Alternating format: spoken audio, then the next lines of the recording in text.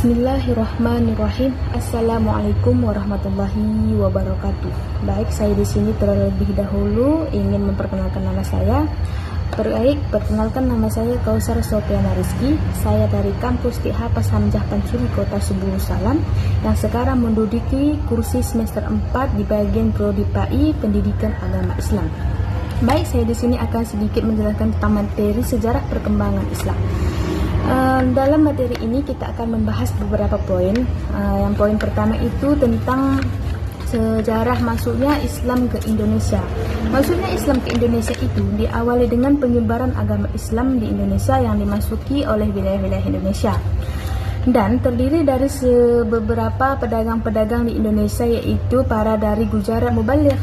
Kemudian Islam ini membentuk komunitas yang memperkenalkan dan mengajarkan Islam kepada penduduk setempat, yang dimana ajaran-ajaran Islam ini yang dibawa yaitu Islam mengajarkan toleransi terhadap sesama manusia, saling menghormati dan tolong-menolong.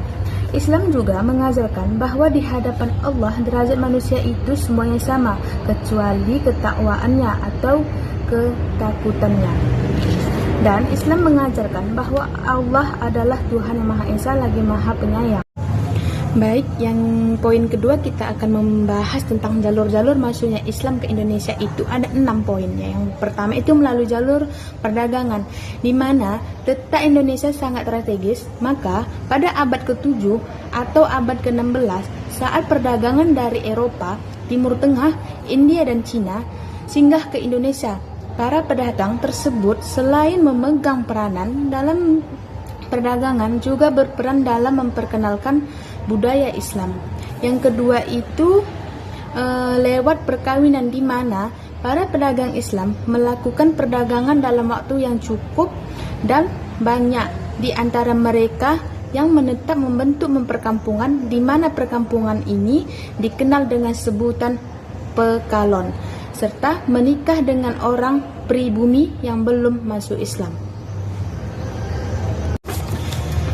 Dan yang ketiga itu melalui kesenian, di mana kesenian ini diislamisasi. Melalui kesenian dipertunjukkan untuk menarik masa pada saat itu, di antaranya seni gamelan. Kemudian dilanjutkan dengan dakwah keagamaan melalui media wayang. Baik, dan yang keempat itu lewat pendidikan. Lembaga pendidikan Islam yang paling tua adalah pondok pesantren. Para santri utusan pondok pesantren tersebut itu dibentuk menjadi tokoh keagamaan yang akan senantiasa meneruskan ilmunya kepada masyarakat sekitarnya. Dan yang kelima itu adalah melalui ajaran tasawuf, di mana para ahli tasawuf selalu berusaha menghayati kehidupan masyarakatnya. Mereka biasanya memiliki keahlian yang dapat membantu masyarakat setempat. Mereka juga berupaya menyebarkan agama Islam atau ajaran Islam dengan berusaha memahami keadaan batin seorang hingga lebih mudah diterima. Dan yang terakhir itu, yang keenam itu adalah melalui politik, di mana politik ini yang dikuasai oleh seorang raja yang memiliki peranan sangat besar dalam proses islamisasi. Ketika seorang raja memeluk agama Islam itu tidak secara langsung. Dan poin yang ketiga itu yang kita bahas itu adapun kerajaan-kerajaan Islam di Indonesia, yaitu yang pertama kerajaan Islam di Sumatera, yaitu Samudra Pasai, yang dijuluki kerajaan Islam Perantauan Indonesia, yang berarti sejak abad ke-13,